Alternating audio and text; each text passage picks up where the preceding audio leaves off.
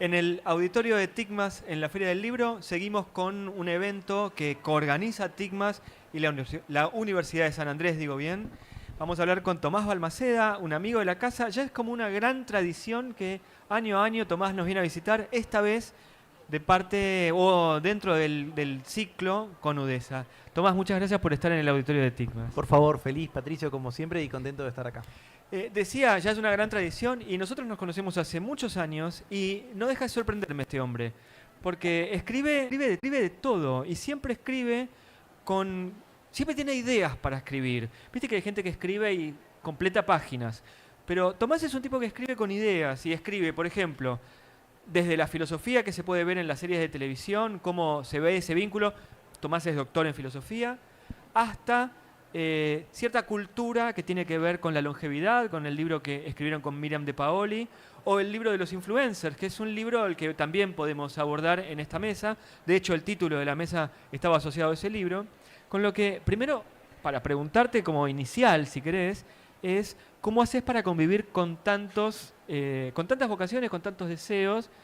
¿Cómo haces para estar todo el tiempo explorando esas cosas? Para mí la clave, en mi caso particular, es la filosofía. Yo soy un filósofo analítico, es decir, que creo mucho en el poder de la filosofía como herramienta de análisis, donde la precisión conceptual y en donde el análisis del lenguaje o evitar ciertas metafísicas de otras ramas es bastante central. Y soy una persona muy curiosa. Entonces hay fenómenos que yo veo de la cultura que me interesa analizarlos, sobre todo desde una perspectiva seria, rigurosa. Me gusta trabajar con personas que me puedan complementar, es parte del truco.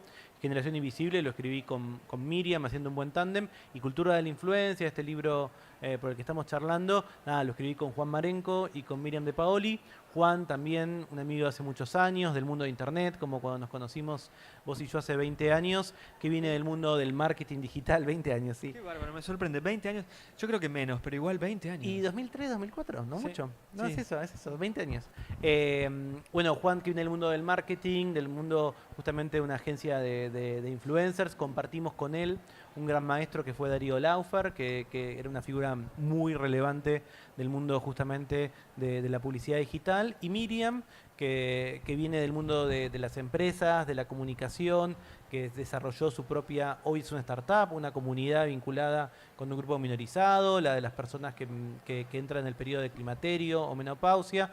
Entonces, juntos empezamos, antes de la pandemia, a discutir acerca de qué era este fenómeno de los influencers.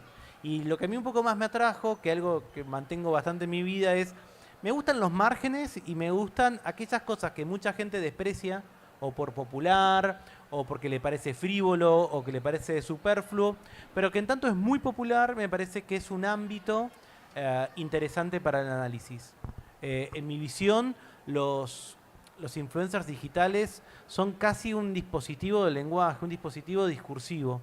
Son una manera en que en esta segunda década del siglo XXI se puede comunicar y se puede crear contenido y que de alguna manera da forma a un montón de maneras de vincularse incluso dentro de los ámbitos más tradicionales, ¿no? Es imposible pensar un año 2023 de política, por ejemplo, sin pensar en las redes sociales, sin pensar en su influencia. Es imposible pensar qué es lo que sucede en ámbitos como el de la salud, por ejemplo, o el bancario recontra tradicional, si uno no piensa en lo digital. Creo que de algún modo nosotros en el libro solemos decir que el COVID fue en realidad el virus que nos volvió digital, ¿no? Porque de alguna manera, incluso los que estábamos hace mucho en ambientes más híbridos, bueno, obligó a toda una sociedad a un proceso de aceleración de esa transformación digital muy fuerte, y nosotros hablamos de cultura de la influencia por eso, porque nos parece que hay un marco interesante para pensarlo. En otros ámbitos has trabajado, por ejemplo, brecha de género, o has trabajado también en diversidad. ¿En la influencia se dan también esas problemáticas?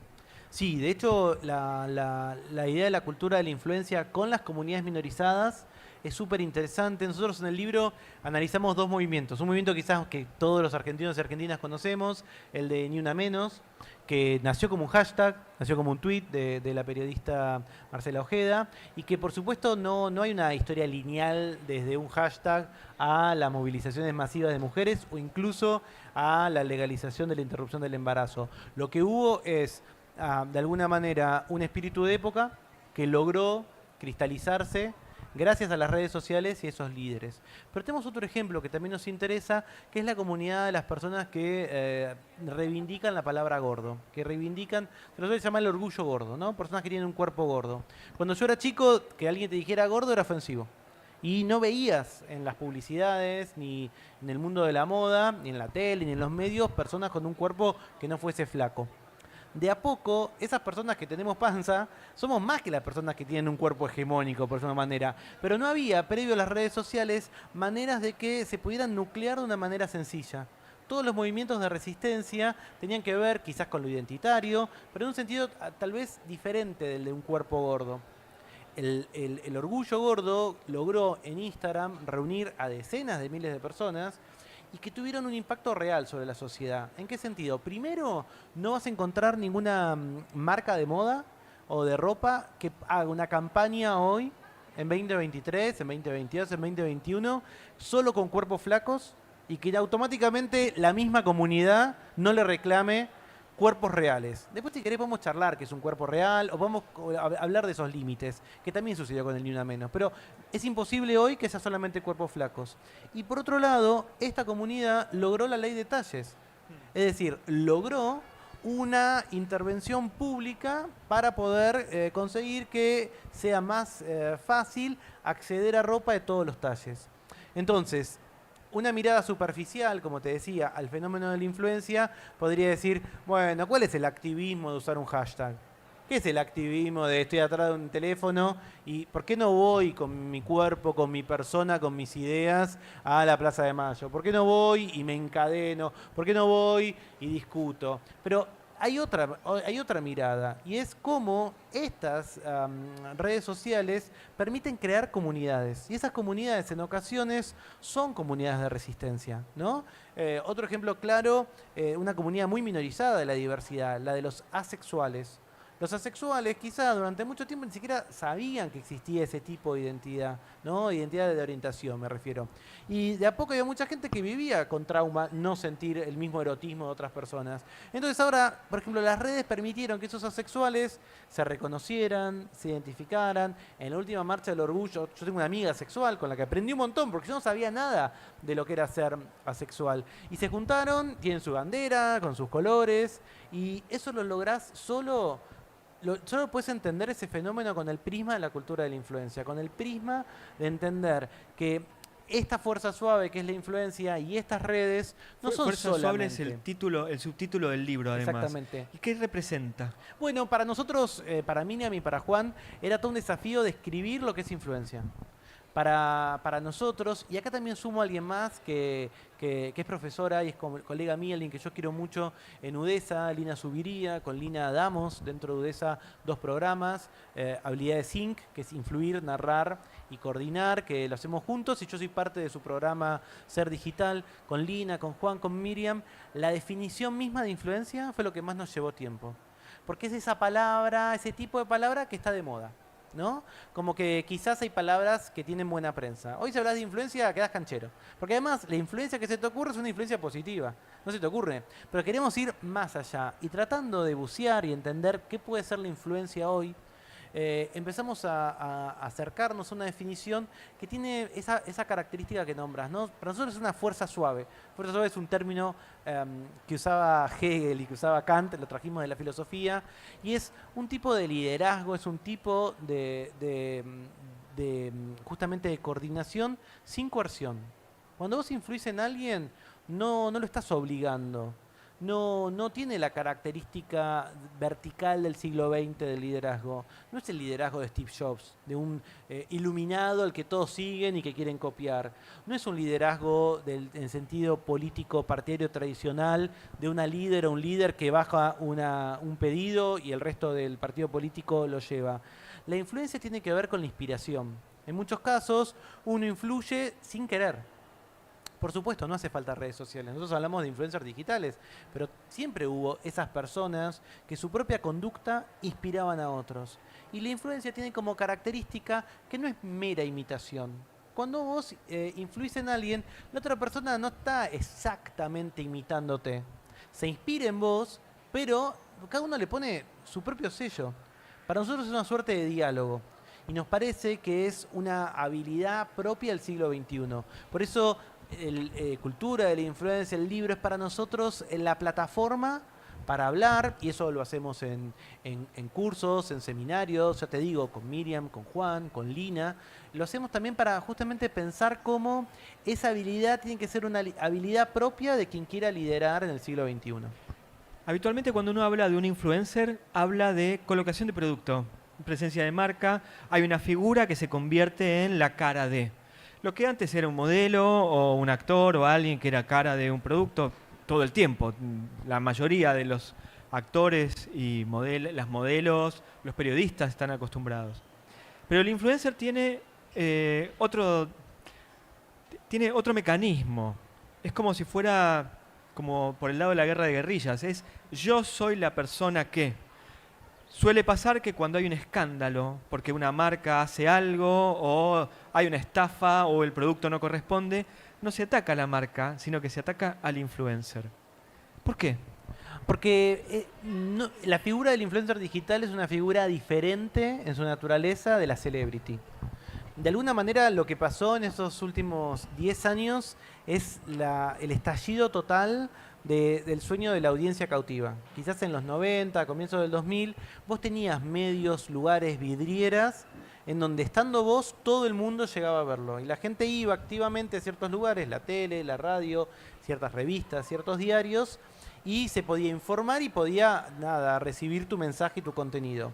Eso explotó, no hay un lugar en donde todo el mundo va a comunicarse. De alguna manera hubo un giro en esa lógica. Ahora son las personas, las marcas, las organizaciones, quienes tienen que ir hacia donde están las personas.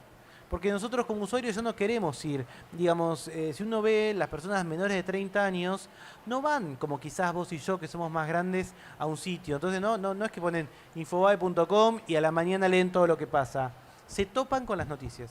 Como que de alguna manera los contenidos tienen que estar en lo que a veces en inglés se dice el journey, ¿no? Como el camino de la persona. Acá en el año pasado, y va a estar el fin de semana, Eugenia Michelson, perdón, ella decía, mis estudiantes, Eugenia trabaja en UDESA, va a estar acá, y ella decía, mis estudiantes se informan en TikTok. Exactamente, y cambió todo eso. Bueno, Eugenia tiene el libro El entorno digital, que es un libro excelente y que dialoga un montón con cultura de la influencia. Tenemos muchas referencias cruzadas, los escribimos en paralelo, sin saber uno del otro, pero del libro del otro, y nos encantó reencontrarnos ahí. Y entonces, digamos, en un mundo en donde la interrupción, que era un poco una de las bases de la publicidad, estabas viendo algo, una pausa publicitaria, hoy diríamos un banner, hoy diríamos un cartel en la calle, todo eso ahora nos molesta. No, yo no quiero ver un banner, yo no quiero que se me corte lo que estoy viendo. Estoy acostumbrado al on demand. Quiero ver una serie cuando quiero verlo, una película cuando quiero verlo. ¿Qué sucede? Los influencers tienen a esa audiencia que no está cautiva porque no hay un solo influencer que pueda tenerlos a todos. Entonces, la manera en la que se comunica es de alguna manera con una especie de giro copernicano. Vos tenés que ir hacia donde las personas están consumiendo otra narrativa. Y es la narrativa de ese influencer que, como decís vos, tiene una característica incluso estética diferente de las celebridades. Cuando yo era chico, las celebridades, como decías vos, deportistas, modelos, actores, alguien con un talento claro, de todas las celebridades de los 90, vos puedes decir, ¿por qué famoso? Y lo puedes responder. De las celebridades de 2023, de los influencers, la pregunta, ¿por qué famoso? ¿O qué hizo? ¿No? Una pregunta que uno a veces se hace, o te hace tu mamá, o te hace un amigo. Está mal la pregunta. Es una pregunta que es incorrecta. Porque vos no estás ya siguiendo a alguien por un talento, una habilidad. Lo estás siguiendo por una historia que cuenta. Quizás porque es celíaco y cuenta la vida como es ser celíaco. Lo seguís quizás porque es un streamer que juega determinados juegos y te gusta lo que hace, porque cocina y porque cocina lo que a vos te gusta con humor, porque muestra la moda como te interesa, porque lee libros y te dice qué libros son los interesantes o no. Entonces, las empresas, las organizaciones que quieren comunicar, encuentran en el influencer una audiencia que es mucho más calificada que la audiencia de la década del 90 o de comienzo del 2000, en donde era una suerte de medio mundo, ¿no? Vos tirabas ahí un medio mundo y cuando lo recogías había 2 o 3 mojarritas, pero usaste mucho dinero para hacer esto. Ahora, en cambio, si vos quizás, por ejemplo, querés promocionar el libro de Eugenia, bueno, podés ir a esos influencers que sabes que el público que tiene es mucho más específico de lo que sucede. Y un influencer, de vuelta, nunca apareció acá el término, no, para nosotros no es un influencer un tipo de red social, o una cantidad de seguidores, o un lugar del país. Un influencer quizás es alguien que tiene un newsletter. Para los que estamos en el mundo de los libros, bueno, vos, yo, muchos de los que nos están viendo, que están acá presentes o viéndolo por streaming, bueno, tiene su newsletter favorito que esperan, ok, qué sé yo, no sé, quiero ver a Agustina Larrea los viernes en Mil Lianas, ¿qué libro me va a recomendar? Y es real que vas a las librerías y dicen, no, mira, este libro lo compran porque alguien lo recomendó en un newsletter. Entonces, ¿dónde pones, digamos, de alguna manera tu impulso? ¿En una cartel de la calle? Obvio, para los bestsellers, para gente que espera a esos autores un libro por año. No sé, Claudia Piñeiro tiene que estar en todos lados, en la calle. Para otros autores, no te conviene poner ese pesito en la vía pública. Te conviene quizás en un newsletter. Bueno, decís esto y lo primero que me viene a la mente son los blogs. Nosotros somos, decir de la época de los blogs es como decir, somos Tutankamón. Sí, sí, yo ya me siento como mi padre. Sí, sí, yo soy medio Matusalem también, me siento un poco eso. Pero en aquella época me acuerdo que las editoriales buscaban al tipo que no es que tuviera una gran audiencia, sino que tuviera una audiencia definida. Sucede lo mismo con los influencers hoy. Sí, sin lugar a dudas, y esa prehistoria de la fama, nosotros en Cultura de la Influencia, en el libro hacemos una historia de la fama digital, que el germen son los reality shows, de alguna manera, porque es la primera vez en donde, de algún modo, el spotlight, la cámara, está sobre personas comunes y corrientes, podríamos decir, y no en famosos o en talentosos. Y desde la figura del reality show de finales de los 90, 2000, 2001, hasta el influencer, hay un recorrido, una genealogía. Lo que sucede hoy es que los grandes volúmenes de consumo se dan en los influencers. Y la Argentina tiene una característica especial. De todos los contenidos generados durante un año en la Argentina, por redes sociales de Argentina, el 7% lo generaron influencers. Ahora bien, en cantidad de consumo, el 49% de los contenidos de redes sociales son de influencer. O sea que ese 7% le da material al 49% de quienes están en redes sociales. Y la Argentina es un país súper conectado. Estamos conectados más de 9 horas a Internet. Por supuesto, trabajando, comunicándonos con nuestra pareja, nuestras familias y también entreteniéndonos, consumiendo. Pero incluso en esas 9 horas usamos 3 horas y media en redes sociales.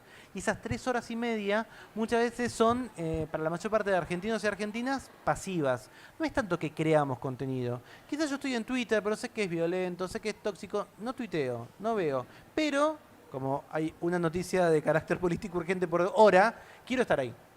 Y después quizás sí puede pasar, 2 veces al año Wanda Nara tiene un escándalo. Y ese escándalo que todos seguimos en redes, seguía tal, esta es la amante de tal, seguía el marido, esta otra tiene la data, qué sé yo, se vive como sería un folletín, se vive como una telenovela. Entonces esas viejas telenovelas que hacía que todo el mundo se detuviera para las 9 de la noche ver Gasoleros, o El Clon, o lo que sea, eso ya no existe más. Todos vemos un poco la serie de moda, pero es más difícil que todos los que estamos acá o todos los que nos miren estén exactamente viendo Succession al mismo tiempo que nosotros. Es muy micropúblico. Ahora, cuando fue el escándalo China, Icardi y Wanda, todos lo estábamos siguiendo por entregas. Y estábamos todos consumiendo eso. Y uno dice, ¿y por qué hay 2 escándalos de Wanda Nara por año? Bueno, quizás hay un modelo de negocios atrás. Entonces digo, chapó a esa influencia en donde, bueno, estamos consumiendo. Los que son más jóvenes, los fandoms, ¿no? O el shipeo. Bueno, ok, esta banda de K-pop, yo creo que este sale con este. O me encantaría que la Joaquí esté con tal. Bueno, hay nuevas formas de estas especies de narrativas. ¿Son estrictamente ficción? No. ¿Son estrictamente realidad? Tampoco. Me parece que nosotros también tocamos eso en el libro. Nos parece que hay nuevas narrativas en donde quizás los parámetros viejos, para entenderlo, nos quedan cortos. Porque realmente el lenguaje de los influencers y la lógica de los influencers está en todos los ámbitos. ¿Leíste el nuevo del fin de Vigán? ¿Los Reyes de la Casa? No, todavía no. Estoy Bueno. leyendo uno muy bueno, ¿lo puedo contar? Sí, claro. Estoy leyendo El costo de la conexión, de un chileno y un inglés. Lo sacó Godot, con una visión postcolonialista sobre el uso de los datos. Pero tiene que ver con esto también, porque acá también sobrevuela algo que capaz Patricio y yo no somos los más duchos en la materia por nuestra edad, pero es un error nuestro, Somos que es muy TikTok. jóvenes. Somos muy jóvenes. ¿Qué es TikTok? TikTok, para los que no están, me saco el sombrero y los felicito, porque es droga pura. Es un algoritmo ultra hormonado, es como el tope de gama. ¿Y qué sucede ahí? Hay una visión geopolítica con TikTok, una pelea que hay. Esto que acabas de decir, tengo que hacer cuentas, pero ponele hace 15 años, me lo dijo Luis Pelletti sobre Twitter. Twitter me dijo, Pelletti me dijo, estoy en Facebook, Twitter es droga, me dijo. Y es lo que me estás diciendo vos de TikTok. Está muy refinada la droga de TikTok. Pero bueno, es como muy si, adictiva. Es como si todo el tiempo tuviese que salir una red social que fuera adictiva al palo. Cuando la otra va perdiendo la adicción, aparece una nueva. Te doy la clave de por qué TikTok, no una clave, una viñeta de por qué es adictiva. Cuando empezás a ver TikToks, videos cortos, desaparece de tu teléfono la hora. Viste que siempre tienes arriba la hora, si estás conectado a Wi-Fi, esas cosas, las notificaciones. Te crea una burbuja. Una burbuja en donde te das vuelta y pasaron 20 minutos. Te despistás y pasaron 40. Pero hay una cuestión geopolítica ahí. TikTok, una empresa ligada al gobierno chino, una empresa china, increíblemente exitosa en Estados Unidos, le gana a Meta que tiene Instagram, que tiene Facebook, que tiene WhatsApp, y nadie sabe exactamente esos datos a dónde van. El gobierno de los Estados Unidos viene de prohibirlo para todos sus funcionarios. Lo prohibió primero para sus soldados o las personas que trabajan en las Fuerzas Armadas y ahora para los funcionarios. Porque no se sabe, no pueden tener acceso a qué información está llevando. Entonces voy a decir, ¿y mi información a dónde va? Va a China. La información que yo estoy generando con Instagram, ¿qué es información en este caso? Bueno, mi conducta, qué cosas me gustan, qué cosas no. De alguna manera ese algoritmo de TikTok tan refinado, tan droga pura diríamos, tiene que ver, bueno, con que se probó en China, que tiene una población gigante y se supone o suponemos que no tienen los pruritos occidentales de la privacidad. Hoy salió un artículo en Infobae súper interesante sobre la influencia de China y el autor, me van a disculpar que me olvide el nombre, pero después cuando transcribimos esta nota en Infobae le voy a poner el nombre y voy a quedar como que lo recuerdo. Hagamos influencers. Pero no, el autor decía TikTok está ligado al Partido Comunista Chino. Bueno, sabemos muy poco de TikTok de puertas para adentro de China, pero hubo una nota bastante interesante en donde mientras para Occidente TikTok es chicos y chicas con poca ropa, música y chistes, en China el uso que hay es editorial a partir de política, es decir, como si vos tuvieses tu bajada ideológica en TikTok. Insisto, no conocemos tanto. El punto es, si uno va a pensar que las redes sociales son simplemente el lugar del ocio, si uno va a pensar que las redes sociales son simplemente el lugar de lo frívolo, nos estamos perdiendo esto que hoy es central y que sí nos tiene que hacer preguntar desde el sur, desde Argentina, bueno, ¿qué sucede también con nuestros datos, con nuestra intimidad, con el conocimiento y con lo que creamos, ¿no? Los creadores de contenidos, los influencers, dedican mucho trabajo a eso. Y sin embargo, es un tipo de trabajo muy demandante porque las plataformas cambian su lógica todo el tiempo. Entonces, imagínate trabajar o que tu fuente de ingresos sea algo que todo el tiempo las reglas cambian y que no las puedes conocer. Es impresionante. Te hago dos últimas preguntas. Siempre es interesante hablar con Tomás, pero nada, se nos pasa el tiempo hablando también. Una tiene que ver con la militancia. Hace algunos años, Siri había creado el partido de Internet, ¿te acordás? Sí. No le fue del todo bien, pero ¿qué pasaría hoy si un político creara un partido desde ahí? En todo caso, también podemos decir, ¿qué pasa hoy con esa figura como Milei que la miran de todos lados? Pues yo creo que tiene más impacto, yo no sé si es así, tiene más impacto en redes sociales. Sí, yo lo que te iba a decir es, no hay partido político hoy que no se base en redes sociales. Ese es el tema. Por supuesto, hay territorio, hay punteros, eso no lo descarto. Y alguien puede decir, bueno, es una mirada muy porteñocéntrica o muy desde una metrópolis.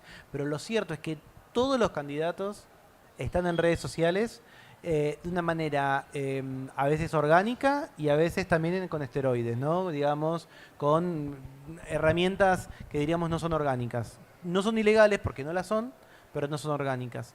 Y uno puede pensar, qué sé yo, literalmente, cada uno evaluará cómo salió ese experimento, pero Cristina Fernández de Kirchner eligió a quien hoy es el presidente por un tuit. Entonces, de alguna manera, esto que estamos viviendo puede ser consecuencia, lo puedes tirar del hilito y llegas hasta un tuit. Y uno puede pensar, sí, por ejemplo... Perdón que te interrumpa, pero también ahí uno sabe que Alberto Fernández tenía una relación inorgánica con las redes sociales, con Twitter sobre todo. No, inorgánica no, si están todas esas puteadas que él hacía. Había un Alberto Fernández verdadero. Digo, esos insultos siguen girando. Yo estoy en contra de cancelarlo por lo que hizo antes de ser presidente. Pero era un tuitero de ley. No, claro, pero digo, no tenía un aparato detrás. Y entonces uno lo veía como una persona más honesta, sobre todo al comienzo de la pandemia. Y hoy, que se está yendo del gobierno, con un gobierno que ha fracasado en la parte económica por lo pronto, cuando tuitea uno dice, ¿ves que no tiene nadie que lo esté cuidando? Es como que hace lo mismo, pero le cambió el contexto. Sí, y también la agenda te la marca las redes sociales hoy. Entonces, en ese sentido, también hay un consumo de las noticias y de lo informativo. El problema, obviamente, también en el aire son la información, la desinformación, la información falsa, la fake news, ¿no? Pero, no sé, mientras estamos charlando, el tema de debate es #Fanta, ¿no? Y si alguien no está en redes sociales, quizás no sabe qué significa la Fanta, piensa que es solamente una gaseosa, y bueno, es un escándalo político. Hay que ver si ese escándalo político luego llega a los medios, porque fue un escándalo que pasó en los medios, pero que alguien desde las redes lo descubrió. Entonces, esa retroalimentación es compleja. Y podemos tomar también, digamos, qué sé yo, Mauricio Macri decidió bajarse de la carrera presidencial también en redes sociales. Lo mismo Y que después, Alberto. lo mismo que Alberto. Y después te encontrás, bueno, por ejemplo, Macri, un video directo, hablando a cámara, y Alberto un video de 8 minutos, que es sobre el final, o así, no tengo todo el tiempo, Alberto, me cierra la verdulería, contame si te presentás o no, a ver qué hago con mi vida. Entonces también hay algo ahí, como decís vos, ¿no? Digo, ¿cuál es ese manejo o no, y qué es lo que sucede? Bueno, y la última pregunta tiene que ver con la educación. Estamos en un ámbito educativo, TICMAS es un ámbito educativo. Presentás la charla que estás presentando en el libro de Cultura Influencer, se hace a través del ciclo con UDESA. ¿Existen influencers de educación o son esos profes que dan clase como cápsulas de 3 minutos? Yo creo que, y TICMA es un testamento de eso, estamos en la ola de la transformación de la educación y estamos en la ola de la exploración. Y esa exploración tiene que ver con que tampoco hay un único público, una única audiencia. Cuando vos te enfrentás al aula, y yo tengo la fortuna de enfrentarme al aula en nivel inicial, en nivel universitario, en nivel postuniversitario, en los programas de educación ejecutiva, cada audiencia, cada aula, virtual o real, te presenta algo diferente. Pero todas tienen un vínculo con la tecnología y todas tienen un vínculo con las redes sociales. No hay alumno, no hay alumna que no te busque en redes después de la primera clase. Capaz te busca para putearte, capaz te busca para seguirte porque le interesaste, o quizás te investiga como de una manera curiosa. Eso no sucedía cuando yo estudiaba. Los profesores eran casi niveles mitológicos. Yo una vez me crucé a uno en un colectivo, me acuerdo acá por Plaza Italia, a Roberto Walton, que es un gran fenomenólogo argentino, y se me había roto la magia, porque yo siempre lo conocía en el aula o en la sala de profes. Entonces, eso también cambió. Y el consumo que hay y el tipo de atención que tenemos también nos desafía un montón. Yo que vengo del mundo de la filosofía, y para mí la lectura y el análisis crítico son centrales para la educación, me doy cuenta también que hay un desafío frente a cierta fragmentación que hay, no solamente del discurso, sino del consumo de esos contenidos.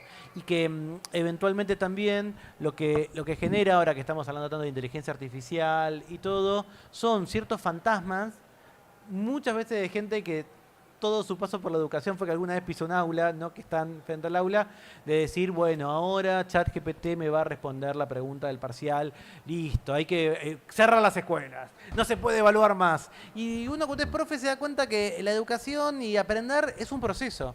Y la última milla del proceso, el último kilómetro del proceso es, bueno, te tomo una evaluación, pero que respondas bien a esa evaluación no es sinónimo de que hayas aprendido. Y yo creo que los alumnos, las alumnas están muy ansiosos y muy deseantes de tener buenas experiencias educativas. Entonces, nadie va a disfrutar una clase ni la va a valorar si se responde por GPT. Y no se puede porque es un proceso. Entonces, creo que estamos investigando esos límites y obviamente la digitalidad lo cruza todo.